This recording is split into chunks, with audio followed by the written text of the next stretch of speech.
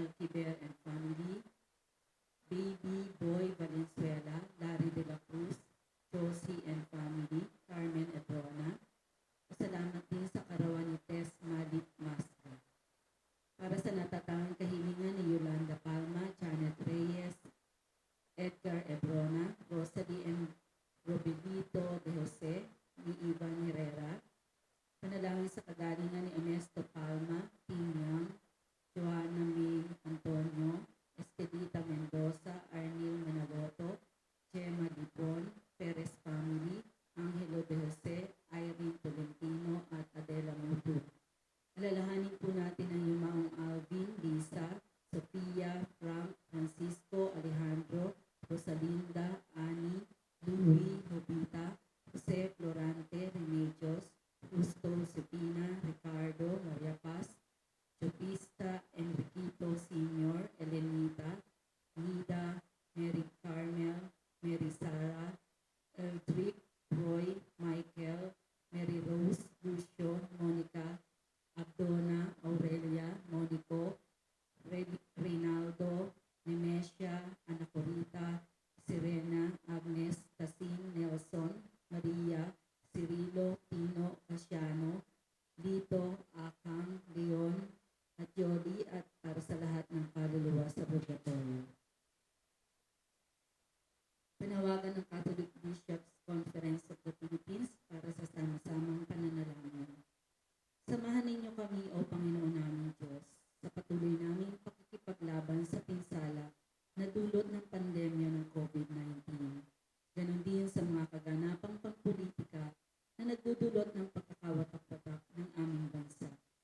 Alam po ninyo kung gaano katindi ang aming pangailangan na magkaisa upang labanan ang kaaway namin hindi namin nakikita, na nagdulot na ng matinding pahirap sa amin at ng pagiging walang kasiguruhan sa aming buhay.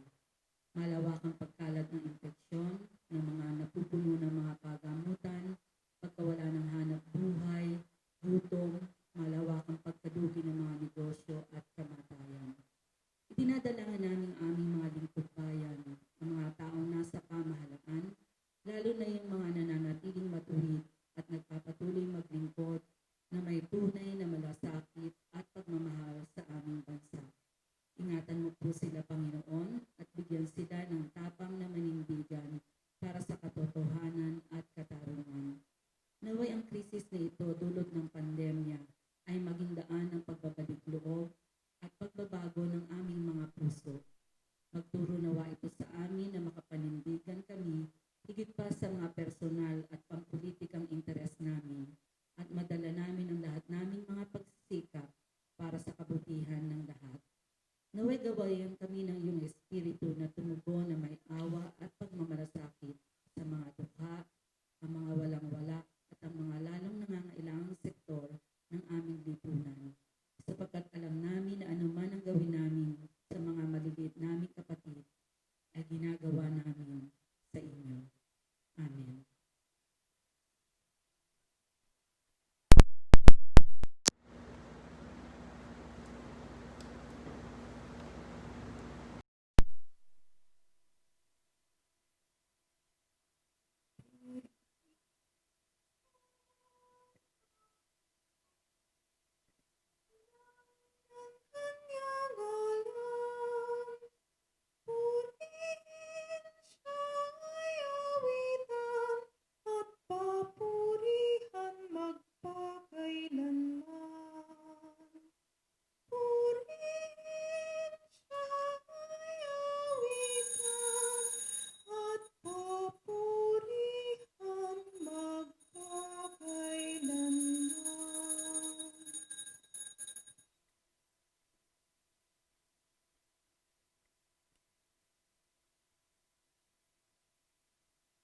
Mga kapatid, sa ating banal na pagdiriwang na ito, sama natin sa ating pananalangin ang alay pasasalamat at natatanging kahilingan ng mga sumusunod at ng kanilang pamilya.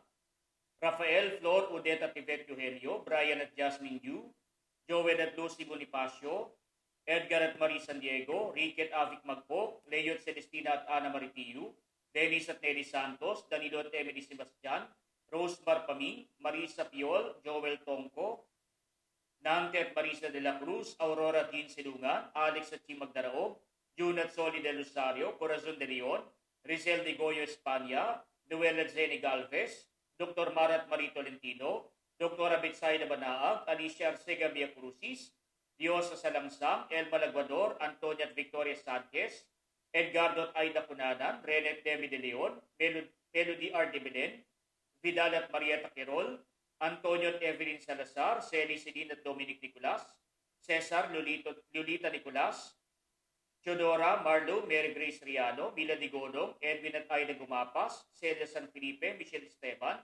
Christopher at Janet Lo, Janet E. Pascual at hindi ng EDB Community, Reverend Father Opino Peng Sudit, Bishop Dennis Villarojo, para sa kaligtasan ng mga sumusunod at ng kanilang pamilya, mga kasapi ng Knights of Columbus, Holy Child Council, 6737 ng Bustos at ng Catholic Women's League ng Lawa May Kawayan, mga mananampalataya at SPPC ng Barangay Pulo San Rafael at ng Barangay Cambao at San Pedro Bustos, mga manggagawa sa Philippine Ports Authority Head Office and PMO, Cristalin Gumatay, Pete Valencia, Pauline Bartolome, Paula Jeanette Tabilin, Victor at Divina MC, Dina Saavedra, Jody Tayana Marfil, Nick at Evelyn Rillera, Pining Villanueva, Camila Lazaro Aquino, Jen Tamani, Rowena Villedo, Arman at Amy Isma, Bernard at Edna de Guzman, June at Doris Pilahera, Josie Brillantes, Amy Ferry Manalo, Denise Eber Bulag, Susan Lumaday, Pamilya ni Tunwa at Blanquisco, Emerita de la Cruz, Jim at Jonel Linden, Yvette Barrera, Gigi Bautista Alejandro, Ivy Lorraine, Jaime at Jovian Cruz, Maria G. Adap, Dr. Ken Adap, Dr. Unais Katrina Bonera, Dr. Caroline Enriquez, Dr. Alan Yvonne Guevara, Dr. Chester Calapis, mga doktor at medical staff ng Arlilia Fatima Hospital sa Valenzuela City, Santo Niño Hospital sa Bustos, Amang Rodriguez Memorial Medical Center sa Marikina City, Region 2 Trauma and Medical Center sa Mayumbong, Nueva Vizcaya, Merino Hospital, Skyline Hospital, at Qualimed Hospital ng lungsod ng San Jose del Monte. At para sa lahat ng mga frontliners at mga kawani ng pamahalang nasyonal at lokal, lalo na ng lungsod ng San Jose del Monte.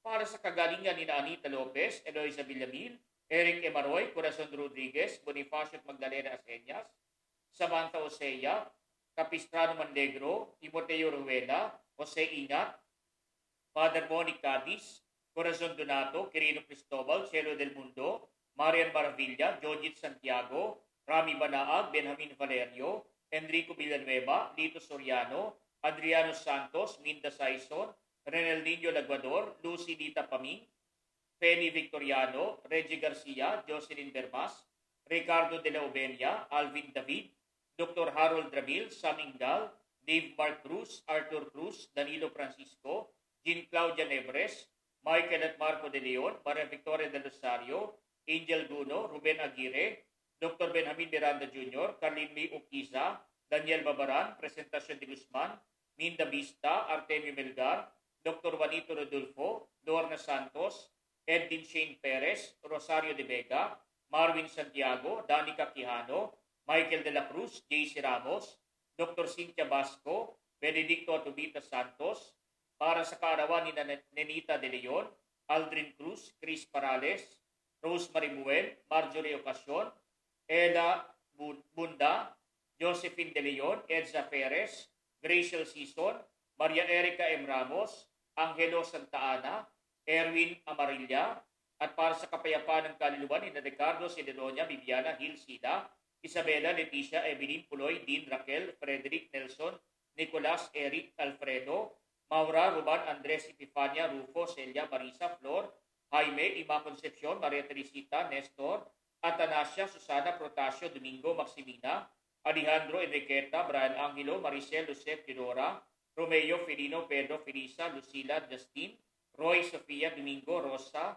Jocelyn, Daisy, Romel, Jose, Ricardo, Maria, Antonia, Maria Mercedes, Mark, Marlene, Agustin, Felicidad, Magdalena, Jose Pepito, Antolin, Malu, Nemesio, Cesar, Minerva, Dennis, Alberto, Belenchito, Luis, Cynthia, Roberto, Evangelina, Marina, Gaspar, Purificacion, Margiwil, Maria Rizalina, Alan, gayon din ang mga namayapang mga rektor ng Diocese ng Malolos at mga doktor at frontliners at mga naging biktima ng salot na COVID-19.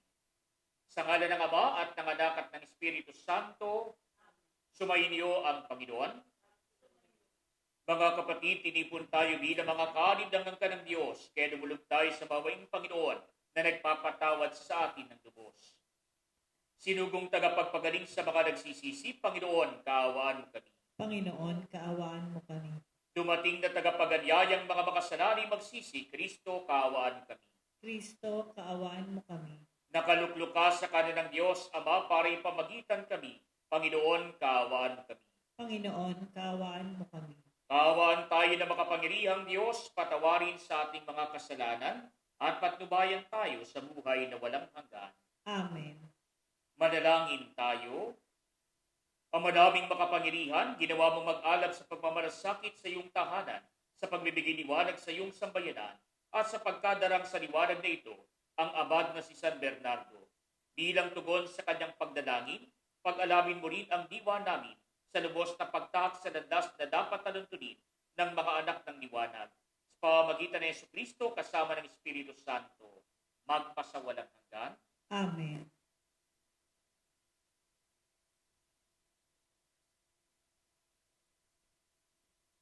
Ang salita ng Diyos mula sa aklat ni Propeta Ezekiel. Ito ang sinasabi ng Panginoon. Ipakikita ko ang kabanalan ng dakila kong pangalan na nalapastangan sa harap ng mga bansa. Makikilala ng lahat na ako ang Panginoon kung maipakita ko na sa kanila ang aking kabanalan. Titipunin ko kayo mula sa iba't ibang bansa upang ibalik sa inyong bayan. Wiwisikan ko kayo ng tubig na dalisay upang kayo luminis. Aalisin ko rin ang naging mantsa ninyo dahil sa inyong mga Diyos-Diyosan. Bibigyan ko kayo ng bagong puso at bagong espiritu. Ang masuwayin ninyong puso ay gagawin kong masunurin. Bibigyan ko kayo ng aking espiritu upang makalakad kayo ayon sa aking mga tuntunin at masunod ninyong mabuti ang aking mga utos. Ititira ko kayo sa lupaing ibinigay ko sa inyong mga ninuno. Kayo ay magiging bayan ko at ako ang inyong Diyos. Ang salita ng Diyos. Kayo'y aking wiwisikan upang salay mahugasan. Kayo'y aking wiwisikan upang salay mahugasan. Isang pusong tapat sa aking likhain. Bigyan mo, O Diyos, ng bagong damdamin. Sa iyong harapay, huwag akong alisin ang espiritu mo ang papaghariin. Kayo'y aking wiwisikan upang salay mahugasan. Ang galak na dulot na iyong pagliligtas, ibalik at ako ay gawin mong tapat.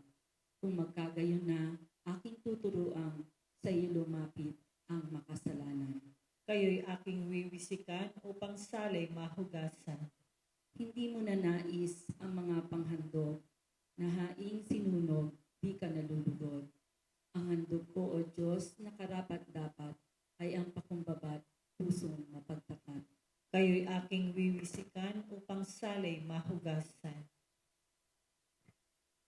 Hallelujah, hallelujah.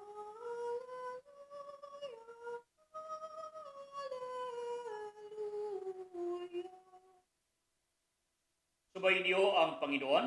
At sumayo rin. Ang mabuting balita ng Panginoon ayon kay San Mateo. Papuri sa iyo, Panginoon. Noong panahong iyon, muling nagsalita sa mga punong saserdote at matatanda ng bayan si Jesus pamagitan ng talihada. Sinabi niya, ang paghahari ng Diyos ay katulad nito. Nagandog na isang piging ang isang hari sa kasal ng kanyang anak na lalaki. Sinugo niya ang kanyang mga alipin upang tawagin ang mga inanyayahan, ngunit ayaw nilang dumalo. Muli siyang nagsugo na iba pang mga alipin at kanyang pinagbilinan. Sabihin ninyo sa mga inanyayahan na naihanda ko na ang aking piging. Napatay na ang aking mga baka at mga pinatabang buya at handa na ang lahat ng bagay. Halina kayo sa piging. Ngunit hindi ito pinansin ng mga inanyayahan. Pumayo sila sa kanilang lakad, ang isa'y sa kanyang bukid at sa kanyang pangangalakal naman ang isa.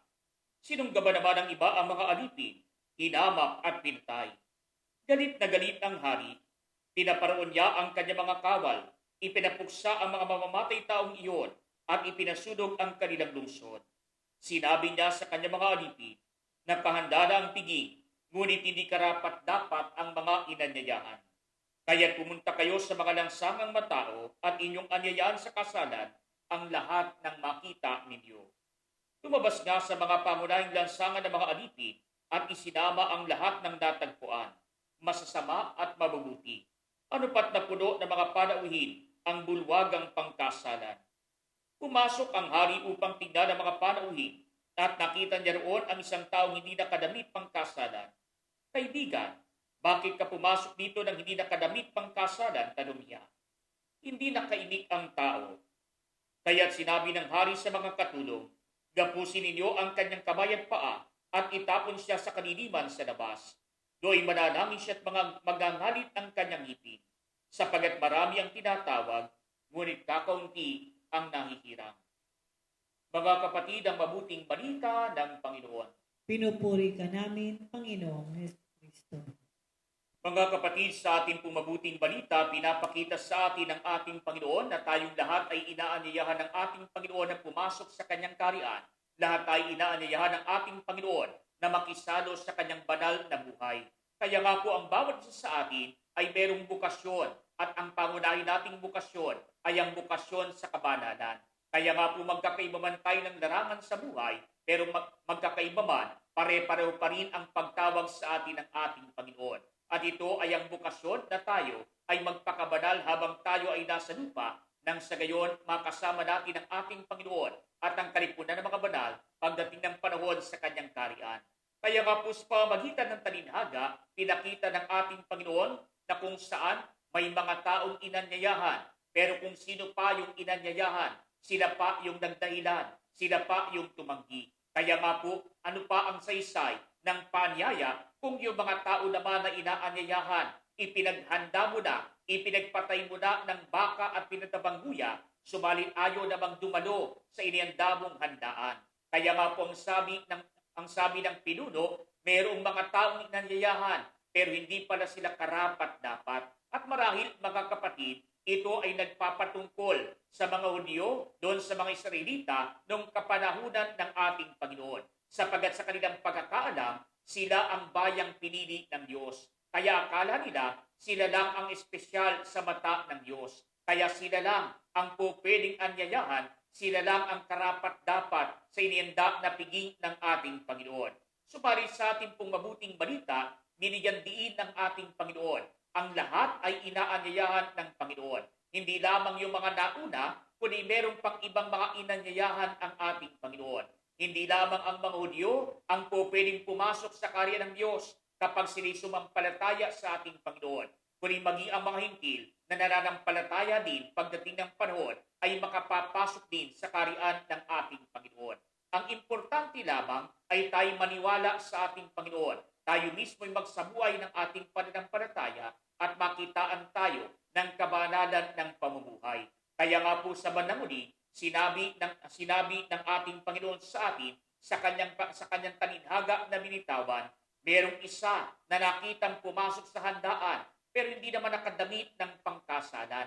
Kaya nga po mga kapatid, parang kabalintunaan, inopen sa lahat, inanyayahan lahat, pero meron namang pinalayas. At ano ang dahilan?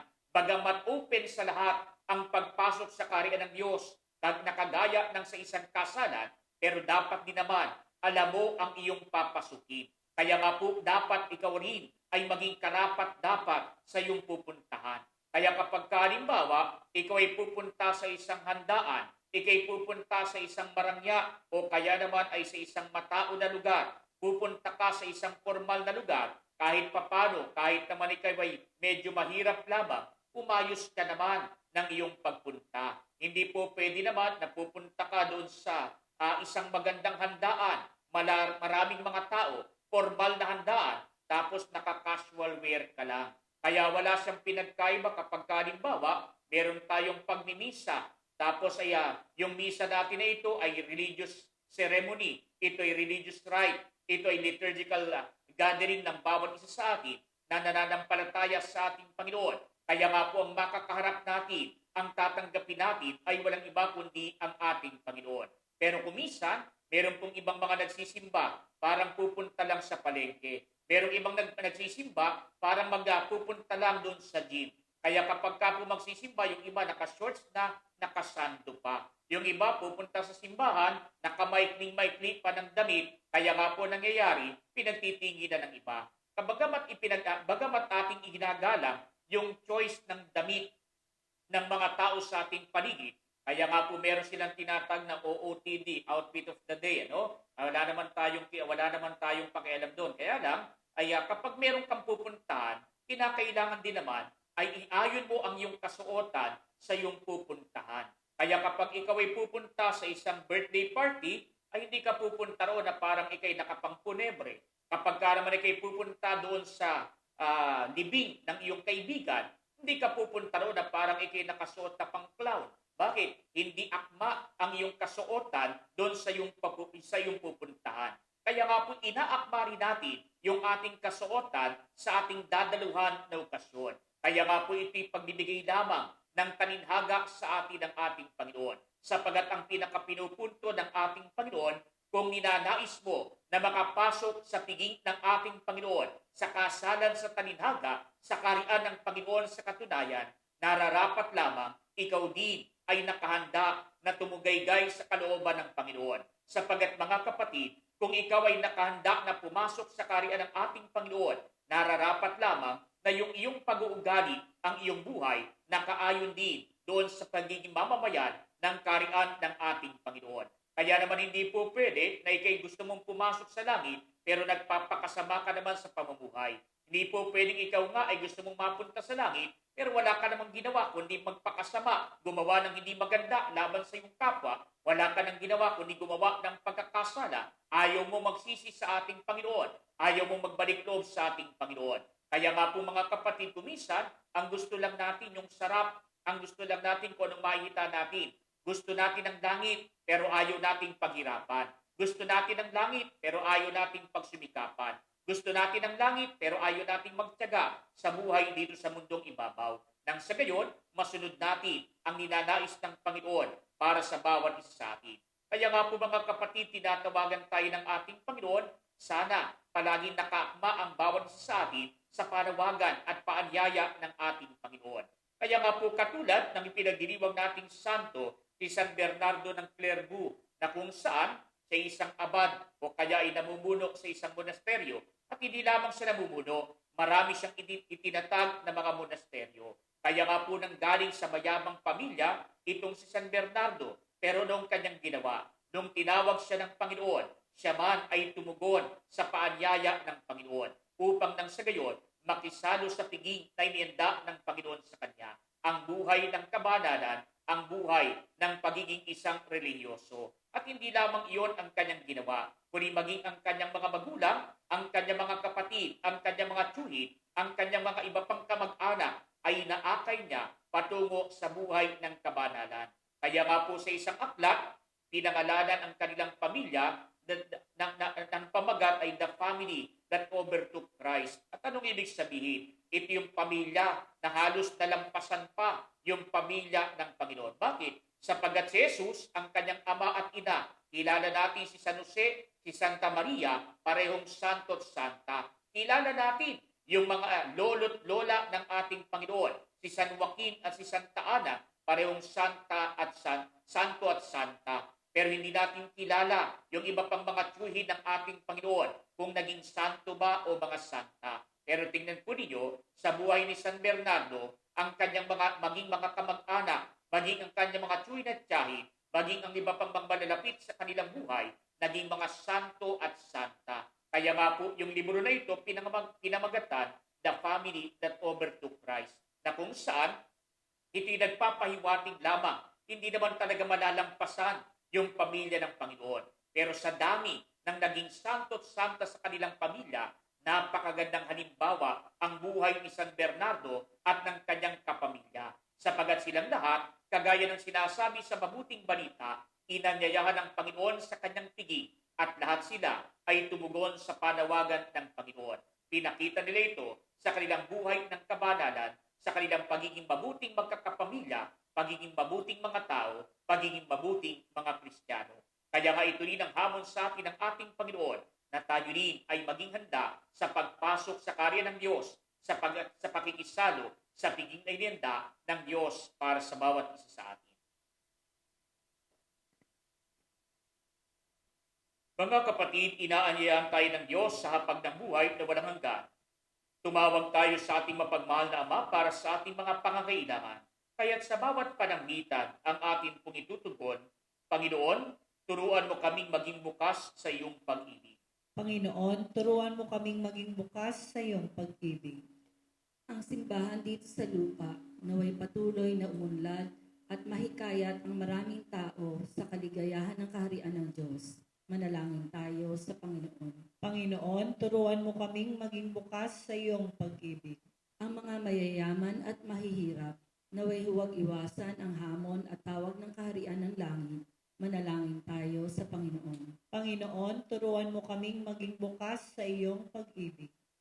Sa pagkakaroon ng dalisay at nagsisising puso, tayo naway matagpo ang karapat-dapat na makibahagi sa hapag na inihanda ng Diyos para sa atin. Manalangin tayo sa Panginoon. Panginoon, turuan mo kaming maging bukas sa iyong pag-ibig. Sa mga may sakit at may kapansanan, naway maibahagi natin ang habag at kabutihan ng Diyos. Manalangin tayo sa Panginoon. Panginoon, turuan mo kaming maging bukas sa iyong pag-ibig. Ang mga namatay, naway mabuhay sa tahanan ng Diyos at magbunyi sa hapag ng buhay na walang hanggan. Manalangin tayo sa Panginoon. Panginoon, turuan mo kaming maging bukas sa iyong pag-ibig. Ama naming nasa langit, inaanyayahan mo kami na makapiling ka sa iyong kaharian. Habang aming pinapanalangin ang aming kapwa, tulungan mo kaming maakay sila sa pag-inienda ng iyong anak na si Jesus na aming Panginoon. Amen.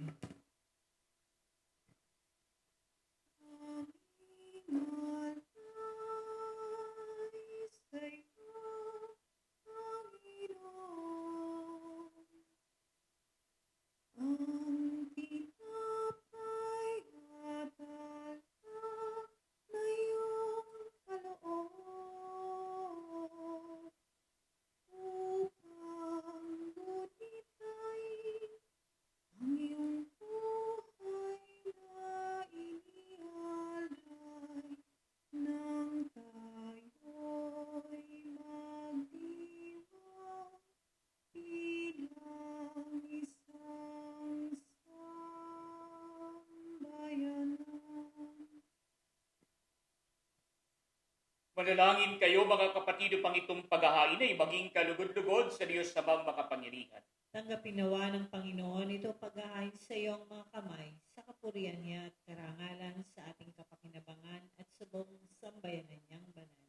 Ang madaming lumikha, inihahain namin ang pananda ng pagkakaisa at kapayapaan ngayong ginugunita namin ang abad na si San Bernardo, na sa salita at gawain nagsumikap na pagkasundi ng simbahan sa pamamagitan ni Jesucristo, kasama ng Espiritu Santo, magpasawalang hanggan. Amen. Sumainyo ang Panginoon. At Itaas sa Diyos ang inyong puso at diwa. Pasalamatan natin ang Panginoong ating Diyos. marapat na siya ay pasalamatan. Ang madaming makapangyarihan, turing ang marapat na ikaw ay aming pasalamatan, ngayong kinagaganap naming may mga banal na tao na nagtalaga ng sarili sa anak mong si Jesucristo, upang ipamalas nila ang paghahari mo at maakit ang kapwa na manalig sa iyo. Ngayon sa amin binibigay ng iyong anak na minamahal ang kabanalang iyong taglay at ang mong kabtilang tanan. Ito ang pinanggagalingan amin ngayong nililingon. Dito mo rin nais na kami makarating at umantong. Kaya kaisa ng mga anghel na nagsisiawit ng papuri sa iyo nang walang humpay sa kalangitan, kami nagbubunyi sa iyong kadakilaan. Santo, Santo, Santo, Panginoong Diyos ng mga hukbo, napupuno ang langit at lupa ng kadakilaan mo, o sana sa kaitaasan. Pinagpala ang naparirito sa ngalan ng Panginoon, o sana sa kaitaasan. Ama naming banal, ikaw ang bukal ng tanang kabanalan, kaya't sa pamagitan ng iyong Espiritu, gawin mong banal ang mga kaloob na ito, upang para sa amin maging katawan at dugo ng aming Panginoong Jesucristo. Bago niya pinagtisang pusang loob na maging handog, tinawakan niya ang tinapay, pinasalamatan kaniya, pinagati-hati niya iyon, iniyamot sa kanyang mga alagad at sinabi, tanggapin ninyong lahat ito at kanin. Ito ang aking katawan na ihahandog para sa inyo.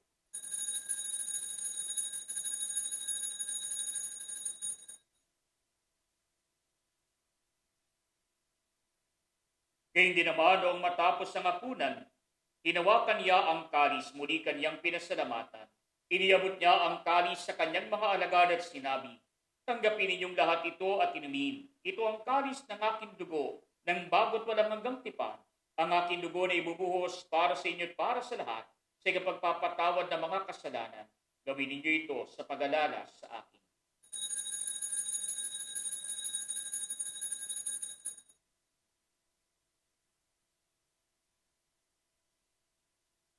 Mga kapatid, ang misteryo ng ating pananampalataya. Si Kristo'y namatay, si Kristo'y nabuhay, si Kristo ay babalik sa wakas ng panahon. Ama, ginagawa namin ngayon ang pag-alala sa pagamatay at muling pagkabuhay ng iyong anak. Kaya't iniaalay namin sa iyo ang tinapay na nagbibigay buhay at ang kalis na nagkakaloob ng kaligtasan. Kami nagpapasalamat dahil kami yung minarapat na tumayo sa harap mo para maglingkod sa iyo. Sinasamo namin kami magsasalos-salos sa katawan at dugo ni Kristo ay mabuklod sa pagkakaisa sa pamagitan ng Espiritu Santo. Ama, ningapin mo ang iyong simbahang laganap sa buong daigdig. Puspusin mo kami sa pag-ibig kay San Francisco na aming Papa, ni Dennis naming Obispo at ng Tanang Kaparian. Alalahanin mo rin ang mga kapatid naming nahimlay nang may pag-asang sila muling mabubuhay, gayon din ang lahat ng mga pumanaw. Kaawaan mo sila at patulihin sa iyong kaliwanagan. Kaawaan mo at pagindapatin kaming lahat na makasalo sa iyong buhay na walang wakas. Kay Sana Mahal na Birheng Maria na Ina ng Diyos, ni San Jose ng kanyang kabiyak ng puso, kay Sana mga apostol at ng lahat ng mga banal na nabuhay dito sa daigdig ng kalugod-lugod sa iyo. May pagdiwang nawa namin ang pagpupuri sa kararangal mo sa pamagitan ng iyong anak na aming Panginoong Hesus Kristo. Sa pamagitan ni Kristo, kasama niya at sa Kaniya, ang lahat ng parangal at papuri ay sa iyo, Diyos Amang makapangyarihan, kasama ng Espiritu Santo, magpasawalang hanggan. Amen. Mga kapatid, sa tagubili ng mga nakagagaling na utos sa turo ni Jesus na Panginoon natin at Diyos, ipahayag natin ng lakas loob. Ama namin, sumasalangit ka, sambahin Ang ngalan mo, mapasamin, ang kaharian mo, sundin ang loob mo, dito sa lupa, para ng sa langit.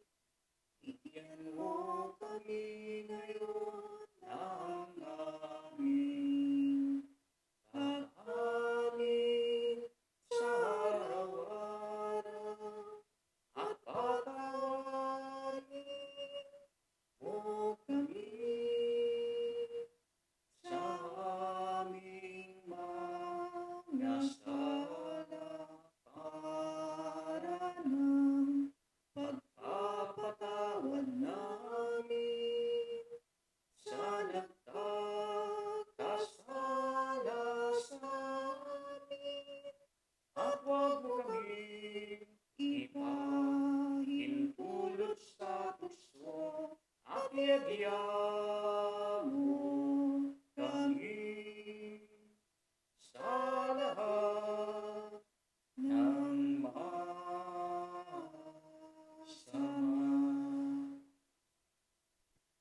Hinihiling namin kami iadya sa lahat ng masama, pagkalooban ng kapayapaan araw-araw, iligtas sa kasalanan, at ilayo sa lahat ng kapahamakan, samantalang aming pinananabikan ang dakilang araw ng pagpapahayag ng tagapagligtas namin si Yesu Kristo. ang kaharian at ang kapangyarihan at ang kapurihan magpakailanman. Amen. Panginoong Yesu Kristo, sinabi mo sa inyong mga apostol, kapayapaan ang iniiwan ko sa inyo, ang aking kapayapaan ang ibinibigay ko sa inyo. Kung ngayon mo ang aming pananampalataya at huwag ng aming mga pagkakasala, pagkalooban mo kami ng kapayapaan at pagkakaisa ayon sa iyong kalooban, kasama ng Espiritu Santo, magpasawalang hanggan. Amen. Ang kapayapaan ng Panginoon ay laging sumainyo. Sumayo rin. Magbigayan kayo ng kapayapaan sa isa't isa.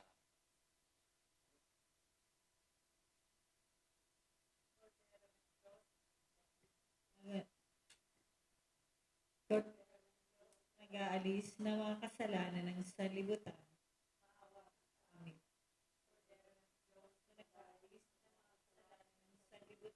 Awa sa Kordero ng Diyos na nag-aalis ng mga kasalanan ng sanlibutan.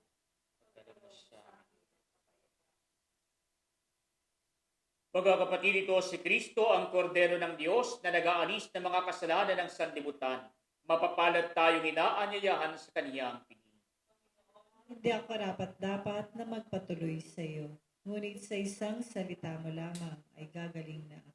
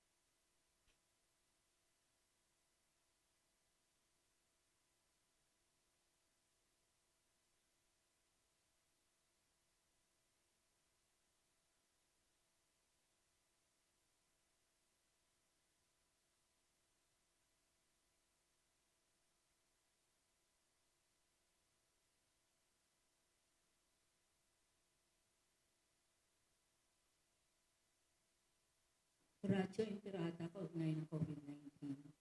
Amang makapangyarihan, lumalapit kami sa iyo sa aming pangailangan. Ingatan mo kami laban sa COVID-19 na lumalaganap sa kasalukuyan at nagiging sanhi ng kamatayan. Tulungan mo ang mga nagsisipag-aral sa kalikasan at pinagmumula ng salot na ito at kung paano masusugpo ang paglaganap ng sakit na dulot nito. Gabayan mo ang mga kamay at isipan ng mga eksperto sa medisina na mapaglingkuran nila na may puso at kakayahan ang mga may karamdaman at sa mga sangay ng pamahalaan at mga pribadong ahensya na makatagpo ng lunas at solusyon sa salot na ito. Sinasamo namin ang mga dinapuan ng sakit na ito ay mabalik sa kalusugan sa madaling panahon. Kumilos nawa kami sa ikabubuti ng lahat at matulungan ang lahat ng nangangailangan. Hiniling namin ito sa pamamagitan ni Jesucristo, kasama ng Espiritu Santo, magpasawalang hanggan. Amen.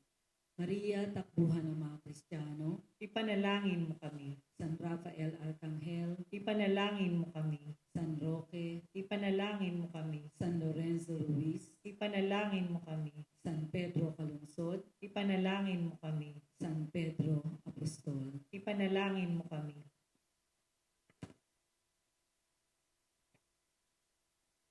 Manalangin tayo.